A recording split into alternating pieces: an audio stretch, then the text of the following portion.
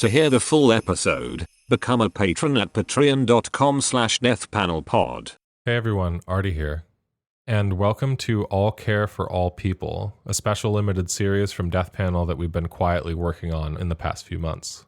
Over the next few weeks, we're going to be presenting a series of interviews with people engaged in mutual aid survival programs, working across a variety of tactics, locations, and organizational structures, who are each stepping in different ways to provide care where it is needed, care where it is disallowed, where it is criminalized, and in the pockets of state abandonment on which our political economy thrives and in conditions that have become only more dire under the thumb of a second Trump administration. A few things about this series. First, this is an attempt to highlight the sheer proliferation of survival work and mutual aid projects happening right now, a series in the form of more or less oral histories intended to show not only just how much is happening, but how eminently possible and necessary it is to start doing this work, or something like it, wherever you are. But we also want to be clear that these interviews offer only the smallest glimpse of political activity happening right now. First, because we chose to focus on speaking with projects oriented around care work or health in a broad sense, like free clinics, harm reduction, street medics, and more. And second, because we've also focused on projects that already have some form of public presence. There's a lot of work happening out there that is happening very quietly by necessity, where added attention to the work being done would be antithetical to the perpetuation of those projects. That also extends to the subjects that we did interview. You'll notice that we've taken a lighter touch to the editing on these recordings. They're more straight oral history recordings than the typical Death Panel episode. They are edited, however. In each case, we've removed anything the organizers have requested us to keep off the record. You'll hear the occasional beep, for example, when proper nouns were used that had to be redacted, and in some cases, brief asides will be cut. Some of the interviews are with groups that will share their names. In other cases, interviews will obscure even the specific name and location of the group, and in some, the voices have been modulated to preserve anonymity. This is especially important in cases where the groups are targets of the state, even if what they're involved in on a day-to-day basis is as simple as keeping their neighbors fed. Many of you will also notice the title of the series shares its name with the book B and I are currently working on, also called All Care for All People. That's intentional, as in many ways this series serves as a precursor to the book that we're currently in the middle of writing. So this series also offers, in a very direct way, access to some of the background research for All Care for All People that we're currently working through. And we hope that to have these interviews available into the future will mean that these can have their own effects and their own impact independent of the book itself. As a final note, these will certainly be unlocked in the future in some form. For now, consider these to be early access for patrons while we're taking the time to work on the book. Having these in the patron feed is also going to allow us to more quickly address any information that might need to be additionally redacted at the request of organizers before these are fully public. With all that said, however, please, obviously, feel free to share these episodes, download and share them, with any friends who might need to hear them, or especially with people that you organize with. Because as a series of special episodes within Death Panel, and on the occasion of writing our book, All Care for All People, the best thing that these could possibly do is inspire or enrich more work like what we're trying to capture here, regardless of whether we're ready to release them out into the open internet yet or not. And for patrons listening to this, we want to, as ever, thank you for your support, not only in making this show possible, which you do, the show is entirely made possible by your support, but also thank you for supporting us in making a series like this. We've gotten so many requests over the years for something like this, really since the COVID and organizing episodes in 2023, and it's taken us a while to find the frame that would really make the series what we would want it to be as listeners ourselves. So thank you. And I'm so excited for everyone to hear these and learn from comrades all over the next few weeks.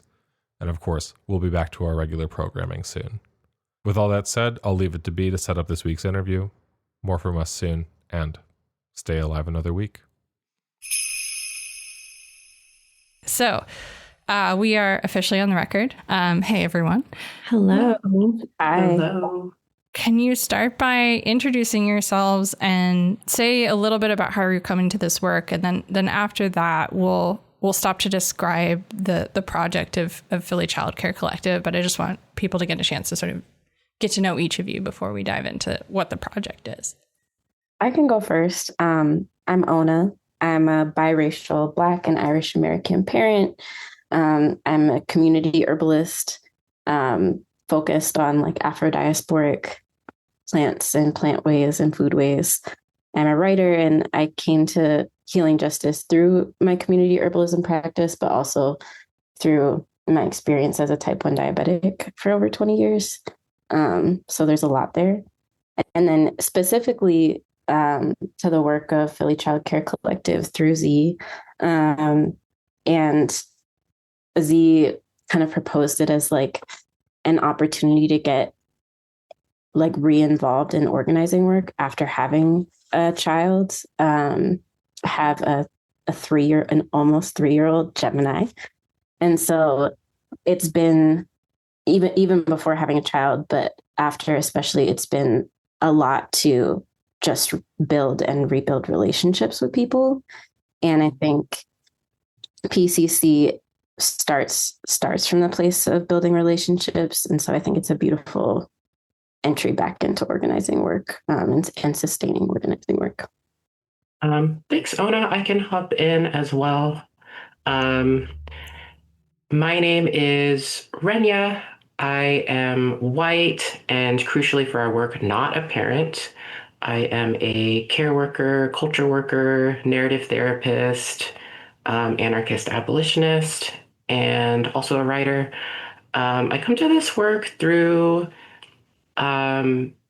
experiences of like inner child healing and like processing my own experiences of childhood and growing up in kind of a nuclear family situation and seeing like the kind of harms of the system that are not like down to individuals, but that are down to like systemic issues and like a desire to be in solidarity with parents and young people. And specifically to the Philly Childcare Collective, I also came to that through Zara and kind of being invited in as a way of like, yeah, putting those values into practice. And hello, I'm Zara. I just use your Zara instead of pronouns, and I am a queer Caribbean care worker of Black, Spanish, Lebanese, and Taino descent. I'm also a parent of a now 12-year-old and caregiver to an 8-year-old that I raised with a friend. I'm a longtime organizer focused on the intersection of state and interpersonal violence, but I've also been part of childcare collectives in DC and in New York and now in Philly. But I come to this work probably most of all as a former foster youth and a teen runaway. So I grew up very much as like nobody's problem. I was moved around a lot as a young person and had experiences of homelessness in my teen years. And so I come to the work of the Child Care Collective with a deep desire to build a network of collective care for children and for young people, to create safety without family policing and without punishment, and especially for kids and for caregivers who are at the margins. So those who are most often cast out, people who are Black, people of color, queer, trans, disabled, and housing insecure. Thank you all so much for that. Can you describe the project of Philly Childcare Collective in your own words? You know, like what it is, what you all do, what a typical week, month, or sort of general, I don't know, like event or things that you all do. Like, what does the organizing look like? And talk about when the project began as well, how it got started. Yes, I could jump in with that. So PCC is a non-hierarchical abolitionist collective that believes care is a collective responsibility and that children are creative, autonomous beings. And mainly we provide childcare for movement meetings, events, actions. Sometimes there are monthly meetings. So we're meeting a material need for caregivers while transforming a culture that undervalues care work, kids, and caregivers who are mostly Black women and Black people of marginalized genders.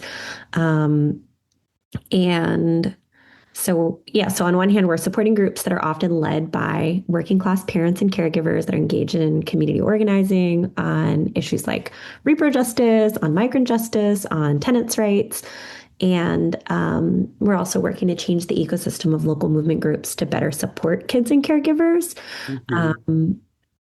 Let's see. Yeah, I think there are a lot of pieces to this. One where, many of us I think like half of our collective is parents right now.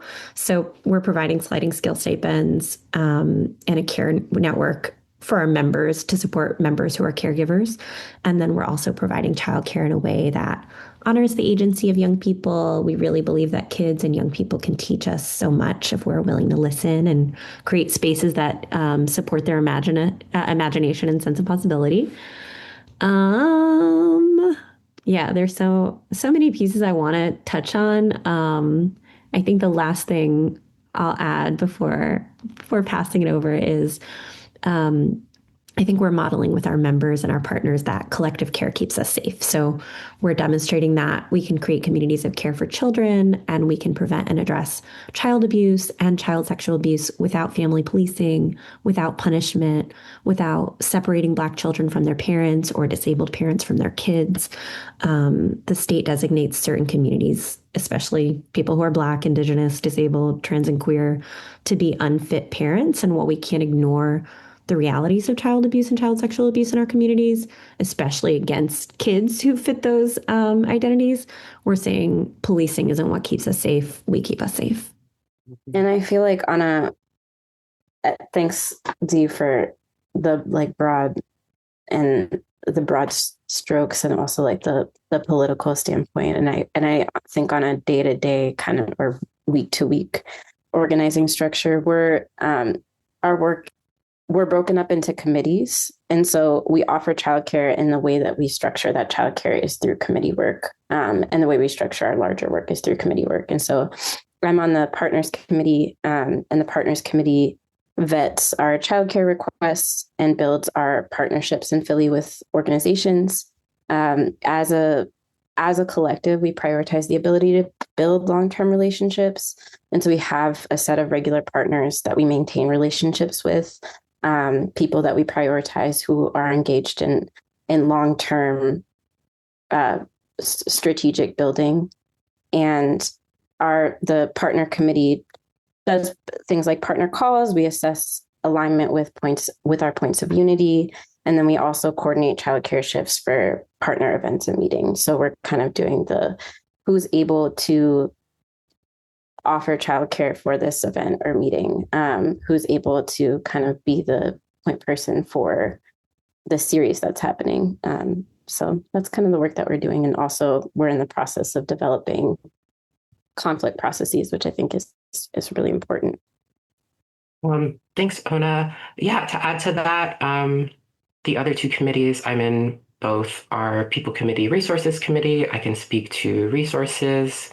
Day-to-day, week-to-week, a lot of it is maintaining and making sure members have access to backpacks that have our supplies. So when childcare providers come to a shift, we have things for play. We have like kind of our policies and sign-in sheets. So things for safety, and yeah, kind of like whatever someone might need. So it's like longer term, it's maintaining those, making sure they're in good working order.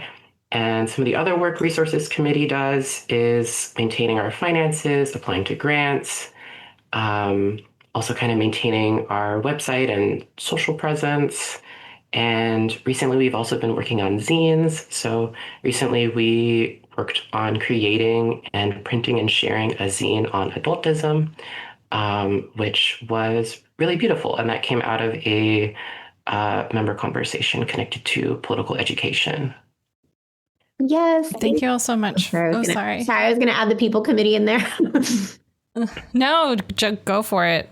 Okay. Well, yeah. So the People Committee is the last committee, last but certainly not least. And our priority is to promote the safety and well-being of our members and the kids in our care. So that looks like developing that looks like developing membership expectations and keeping members accountable to those expectations by checking in and following up and making sure members are getting their needs met. That's something Renya does. It also looks like reading through feedback forms. So we have, after every childcare shift, providers will fill out a feedback form, tell us about how it went, whether there were any challenges or safety issues that came up. And we read through those forms in every meeting to find out what kinds of concerns are coming up and talk through how do we want to deal with these challenges in the future. So for example, like we last summer for the first time started to provide childcare at a beer garden, which usually we'd provide childcare like in local schools or libraries or event spaces. But at a beer garden, all kinds of new issues came up where, for example, an adult with beer was coming a little up too close with the kids, trying to grab bubbles from the kids. So like we were navigating new challenges and we're able to talk about it in our people committee meeting and talk about how we wanted to navigate those kinds of things in the future. It also, in our people committee, we are organizing practices for nurturing relationships with each other. So that's Gabriel's role, sort of our like joy and safety captain. And then Kwabena organizes political education within the collective. So he recently organized our event focused on archiving our family histories, which was a really beautiful opportunity for us to share with each other, interrogate our family histories, and yeah, think about how those impact the ways we show up with kids. I love that you actually answered the question I was going to ask, which was like, is that all the committees? Because I wanted to make sure folks get like a kind of full picture. And thank you all so much for laying that out. I wonder if you could just talk a little bit more about sort of what was the sort of process of getting started, and talk a little bit more about some of the partners that you work with and the kinds of organizing that Philly Childcare Collective helps to facilitate. Yes, I can speak to the first piece, which is just how we got started. So the Childcare Collective has actually been around for almost 20 years now. It started in 2008. Organized by Ash Robbins and Chaska Sophia, who just saw a need for childcare at local movement events, and so started partnering with. Our first partner was Bread and Roses, which is a local funder of grassroots groups, and then from there a lot of other partnerships developed. But then the collective went on a hiatus in 2020 that was onset by the pandemic. And obviously we had to have lots of conversations about how to continue to safely provide childcare in the context of a global pandemic. And so that hiatus ended up taking about 2 years. And then in 2022, which is when I joined the collective, we had kind of our Renaissance era. And that was the time when we established a set of explicit values, our points of unity, like becoming an explicitly prison abolitionist organization that opposes family policing and opposes punishment, policing, and controlling behaviors in every form. I also advocated for and worked with one of our longest term members, Robin, on implementing sliding scale wages for care workers. And so that is something we do now. We started with like just, we had $2,000 in the bank and we were like, can we try this? And we knew it was like a short-term experiment and that if we wanted to continue to do it, we'd have to seek funding, which we do now. But it's been really powerful and it's allowed us to, I think, practice racial, economic, and gender justice within our collective in addition to the ways that we support racial, economic, and gender justice organizing across the city. Because, like I'd mentioned earlier, so many of the folks who care labor falls on are Black women, Black people of marginalized genders, who are unpaid or underpaid for care labor. And so now we have a very racially diverse collective. And again, half of our collective members are care worker or are already parents. And so we're able to, pay people for their work as care workers, which feels like an important way to value that work. And to make sure that, it's not just people who have the luxury to volunteer, who are able to be valued members in our collective. So that's sort of the origin of this iteration. And I think something else I want to make sure I mention, because I mentioned that we went on a hiatus with the onset of the pandemic. Our collective believes that we are still in a pandemic. And so we, something that we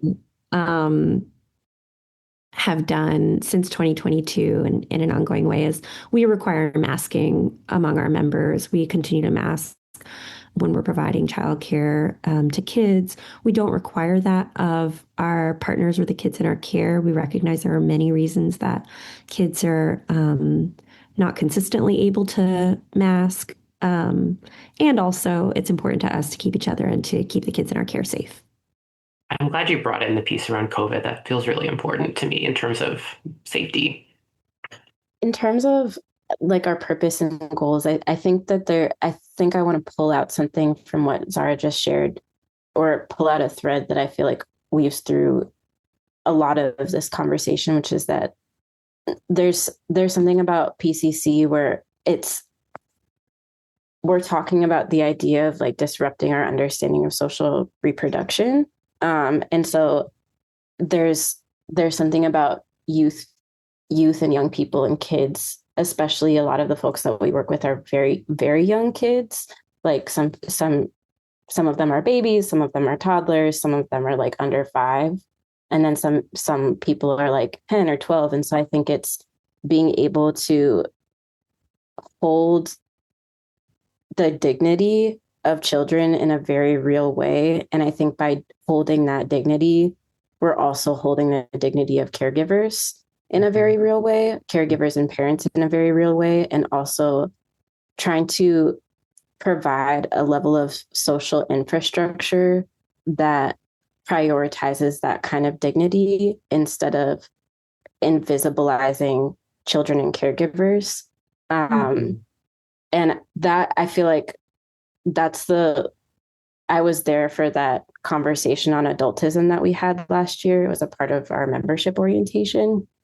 And that is such a key kind of point in like dismantling adultism, is really how do we think about the dignity of children and caregivers in a way that our current social infrastructure does not.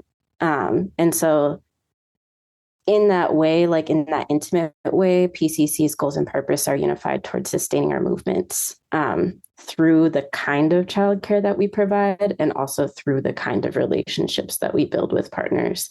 Like, I think it's really important that we're able to be in dynamic spaces. Like we don't have a physical space. And so we're able to move around different organizing spaces and offer care to a variety of different groups. And so that material support means that families can participate in movement building. And I just like being oriented in the agency of children is such a critical piece to how we see organizing more broadly. I don't know if y'all have anything additionally you want to add, but that's something that's coming up for me as a theme. I think it was beautifully put. Oh, sorry, go ahead. Yeah, I was going to say, I also love what you're talking about, Ona, and I specifically wanted to add on to this piece of like how our labor is often invisible in the ways that it's such a core part of our organizing to make our labor visible and to like visibly celebrate each other. I think both in our like roles as childcare providers and also admin stuff, like stuff that in a lot of organizing spaces I've been in often falls on a couple of people and it's like hidden away. And like, this is where burnout builds, is like there isn't an acknowledgement or discussion of how labor is being distributed. And in our collective, it feels like it's very visible and people are like very much appreciated for the labor that we all put in collectively. Yes. And I will also add, because I think, even though I think we do a really amazing job of making sure labor is distributed collectively, I also think like our conflict practices, that we are not afraid to engage in direct and generative conflict with each other. So when those patterns do come up, we'll talk to each other about it. We will say it, and then we'll bring it to a general meeting like, hey, what's going on? And how do we need to shift? Yes. To hear the full episode, become a patron at patreon.com/deathpanelpod.